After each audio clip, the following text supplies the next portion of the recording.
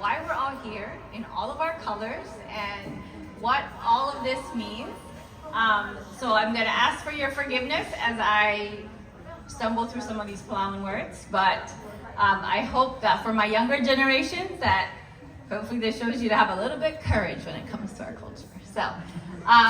So just to start, I want to just make sure that we all know why we're wearing the colors that we're wearing. So if you hear your great-great-great-grandma or whoever in this story that you can relate. So if you're from the yellow line, Rubay, let's hear it. Can you hear some noise? All right, okay. And if you're from orange, from Gitalen, want to hear some noise? Okay. And from red,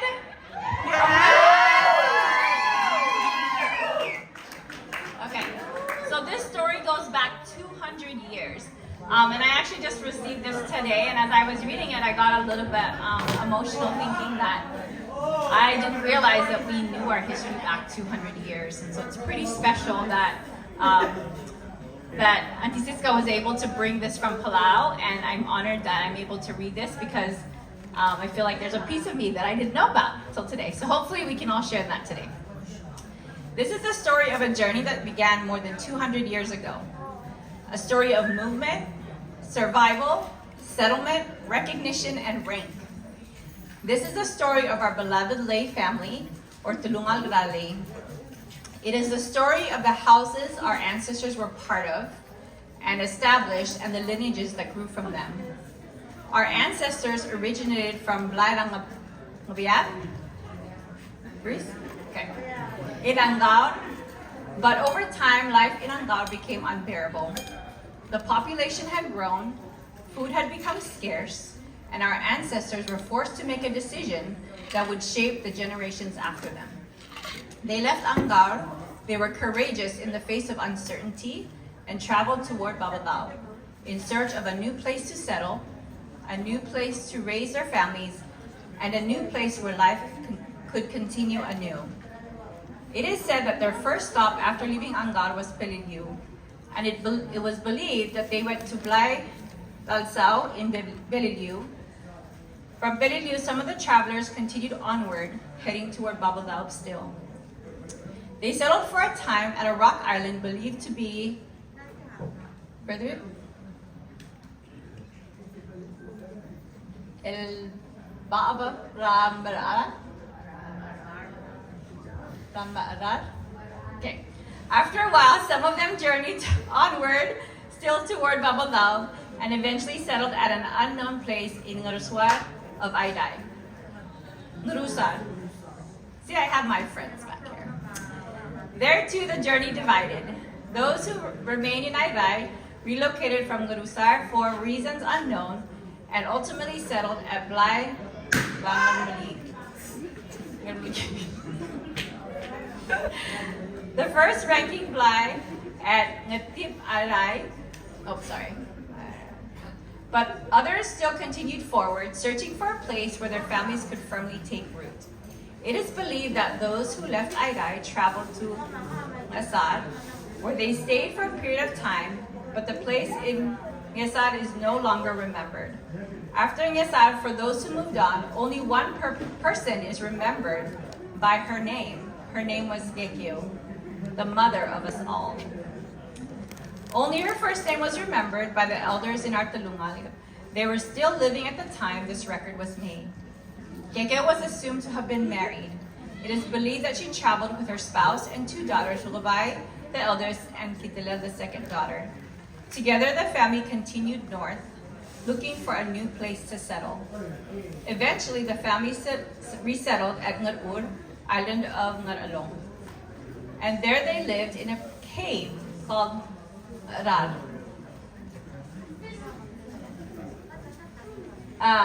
While they were living at Ngarur, a third child was born to Gegeo. The child was a girl. They named her Nara after the cave that provided the family with shelter and security. As the three daughters grew older and began the families of their own, Ngarur became too small to sustain them. And once again, the family faced the question that had followed their ancestors across islands and generations. Where could they settle? Where could they grow? Where could their families continue? And so they journeyed once more. It is known they traveled from Ngarur Island back to Babaldao, but the elders who were alive at the time of this record was made do not remember whether they all moved together or whether they moved at different times. What is known is this. When they moved once again to Babaldao, Rugubay, the eldest daughter of Kekyo, settled in Ngatmel. It is worth noting that although we know Ngatmel as part of Olay today, before the Japanese occupation of Palau, administratively, Olay was not part of Ngat alone. When Rugubay arrived in Ngatmel with her family, they established their house and named it Nabayat in remembrance of their roots in Angar. That name was not chosen lightly. It carried memory, it carried origin, it carried the place from where their journey began. But soon after their arrival in Ngatmel, word reached a powerful man known as Niratgaib of the Ugal clan. Niratgaib claimed jurisdiction over all of Olay at that time. And when he learned that the new family had settled in Ngatmel, he sent a messenger to ask, "Who authorized you to stay here? Who granted you permission to settle?" Niratgaib then sent word to the head of the Rugubay family in Ngatmel. The message was clear. They were to be prepared for war on a specific date. But when that day came, Niratgaib himself went to Ngatmel, prepared to launch war on this new group of settlers. But when the time for war arrived, the oldest man of the family, reportedly their father, had already prepared himself to receive Niratgaib. He had anointed his hair with coconut oil. He had covered his body with turmeric-infused coconut oil and braided his hair, set his comb and put aside the ulite, and he moved to the doorway with his back toward the Odosong. Niratgaib sat at the edge of the song, preparing his betel nut, and the Rubak spoke to him. The Rubak told Niratgaib to hurry up with his betel nut and complete the task he came to do because the sun would soon rise and become too hot for him to return to Olay. The Rubak told Niratgaib that he could fight. But then he also said, "As you can see, we are old and came here seeking a new place to settle and raise our families. We have no intention of causing any trouble, and we are very sorry that permission was not obtained before settlement here." And Niratgaib listened. After hearing the Rubak's word, he considered that this family might be as useful as members of his clan than as enemies. So instead of making war, Niratgaib told the Rubak to pack up his family and move to Olay. When they arrived in Olay, Niratgaib accepted them as members of the Ugal clan.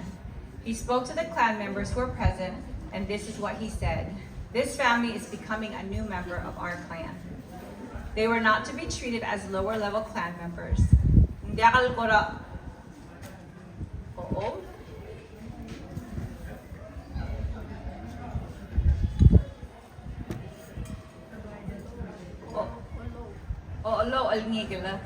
Instead, they would be treated equally as other high-ranking members of the clan. From there, the family grew, and eventually, Niratgaib agreed to establish a new dwelling for them. As for the other two daughters of Gegeo, Itilel and Ngaral, they ultimately settled in Ngar alone. But there are no records or accounts that tell us whether they traveled together or at separate times. Itilel, the second eldest daughter, established her dwelling or blai at Ngarbao, Ngar alone. Unfortunately, little is known about her life and family in Ngarbao. Ngaral, youngest of the three sisters, established her dwelling at Ngabay. It is said that she married a powerful man, a warrior of great wealth. Because of this, her dwelling was built to standard of high rankings of community. In Ngabay village, Ngaral established the Blai Rale and became the first Ebi Rale. The Blai Rale became the highest ranking clan of Ngabay. In the early history of Blai Rale, the first Ibilu Rale, whose name was Ngiraimai was a friend of a demigod. They were very close companions. The demigod asked Ibudurale to make him a spear, but Ibudurale did not carry out his friend's request, and this angered the demigod. So he punished Ibudurale. As punishment, the demigod lined up the rubak in the abay and told Ibudurale to move to the 5th place among the seats of rubak. In doing so, the demigod moved Ibudurale from the 1st seat to the 5th seat and designated the 1st seat in the abay for himself. But even though Ibudurale was moved from the 1st seat to the 5th seat, the demigod did not take away his entitlements. He did not take away his privileges. He did not take away his honors. He did not take away the distinctions of the highest ranking clan. So Ibudurale retains and will continue to maintain this rightful place among the ranks of the Rubak. For future generations of our Lei Tulungal and houses, with whom we share our history, let us never forget our roots and the courage of our ancestors who braved the unknown. Let us never forget our known origins from Kabayat to Angar to Blay Rare, Alzao and Peleliu, to Maraar to Ngaruswar, and ultimately Blay, Angatib in Aiday. And Gegeo, the mother of us all, the beginning of our 3 branches, which is how we identify ourselves in our colors today. The sea of yellow, orange, and red, Tirga Angalgela Gegeo. Tirgal blue, are Tirgal clans and Mlol Ngasewarkid.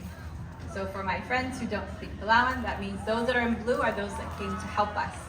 Tirgal white are Tirgal Moktarkid, and those that are white are those that help and support us. So I'm really glad you guys are here today. I hope that understanding that history is as special to you as it was to me. And I want to thank Auntie Francisca for bringing this so that we could learn a little bit more about our history.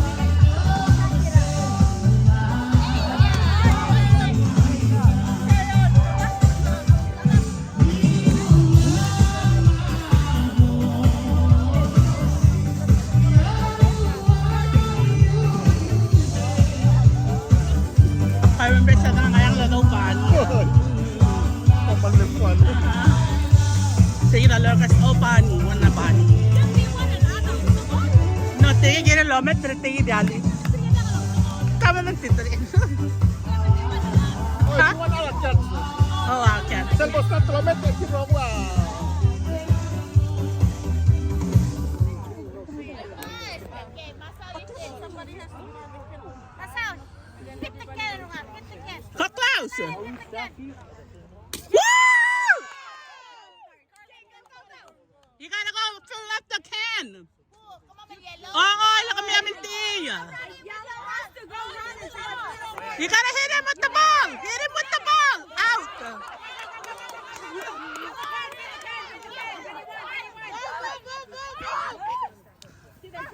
Don't run with the ball. You guys, Marseille. You gotta get the ball.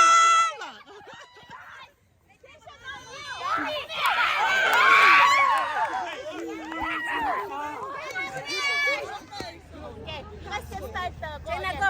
Okay. No, you're not scared anymore. You got this. Yeah, here's the line. Woo! Go, Scatter, come on! Hit him! Out! Out! Hit him! You cannot hold the ball!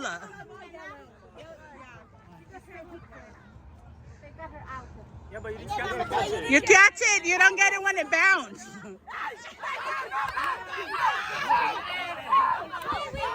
Hit him! Hit him!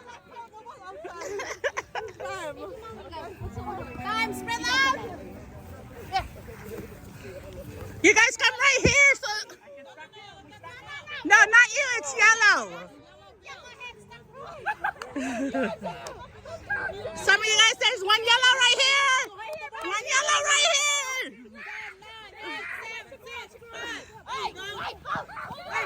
Get it!